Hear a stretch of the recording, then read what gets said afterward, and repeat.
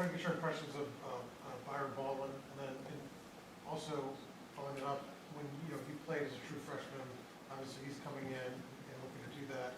Any advice, or what do you tell guys that want to follow your path and have an impact as a true freshman? I mean, my first impression of Byron Baldwin, he brings a lot of energy. He's a young guy.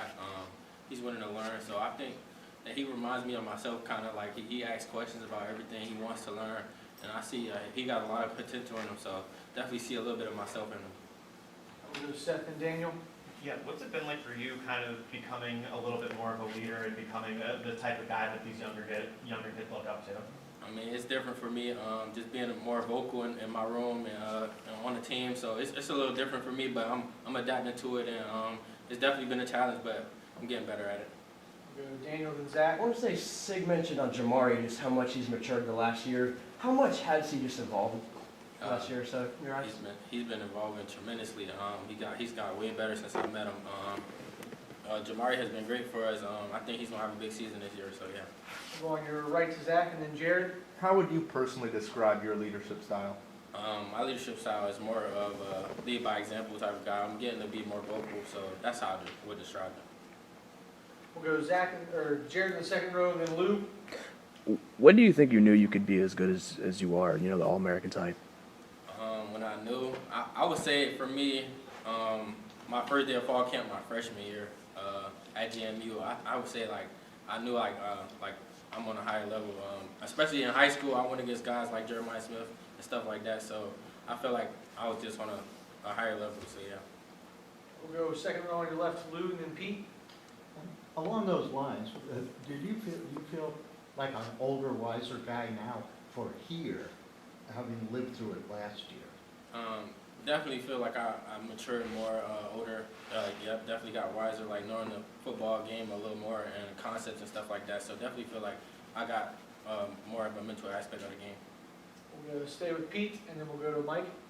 How competitive do you get when a receiver catches the ball on you? How much do you really want to shut them down?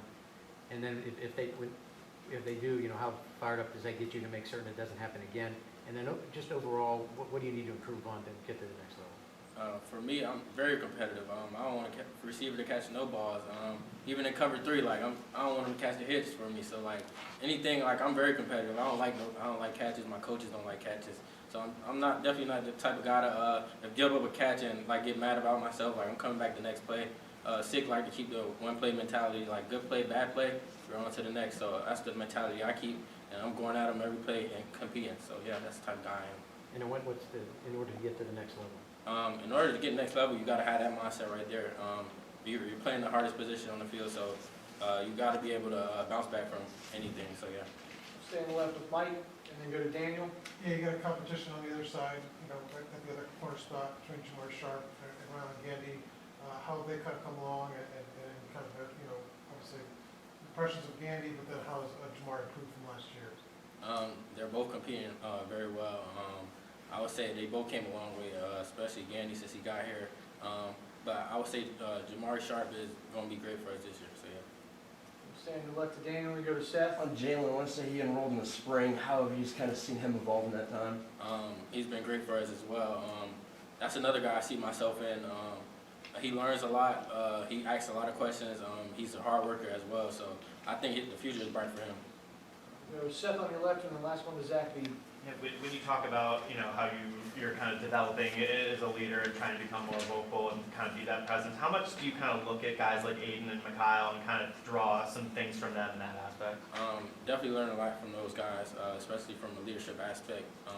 Aiden, he's just a guy. He talks to everybody. He's the leader of the team, so I learned a lot from him, and especially Mikhail too as well. Last one on your right to Zach B. When's the moment you realized you had to use your voice a little bit more on this team? Towards the end of last year, I want to say it was around Northwestern game. I kind of stepped up and got the team together and told the defensive back group we need to step it up a little bit. So I think that was the changing point for me. Awesome. Thanks, D'Angelo. Appreciate you.